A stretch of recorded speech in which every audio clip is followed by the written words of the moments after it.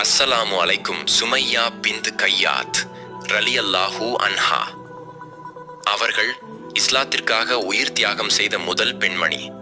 சுமையா ரலியல்லாஹு அன்ஹா அவர்கள் இஸ்லாத்தை ஏற்றுக்கொண்ட முதல் பெண்களில் ஒருவராக இருந்தார்கள். அவரின் குடும்பம் மட்டுமே அல்லாமல் அவரே மிகவும் துன்புறுத்தப்பட்டார்கள். அவர்கள் மீது மிகுந்த கொடுமைகள் நடத்தப்பட்ட போதும் தங்கள் இறை நம்பிக்கையை விட்டு விலகாமல் இருந்தார்கள். அபூ ஜஹல் என்பவன் முஸ்லிம்களை துன்புறுத்துவதில் மிகுந்த கொடூரனாக இருந்தான். சுமையா ரலியல்லாஹு அன்ஹா அவர்களின் உறுதியும் நம்பிக்கையும் அபூ ஜஹலுக்கு கோபத்தை ஏற்படுத்தியது. இறுதியில் அவர் மிகவும் கொடூரமாக தாக்கப்பட்டார். இதன் விளைவாக அவர் ஷஹீத் ஆனார்.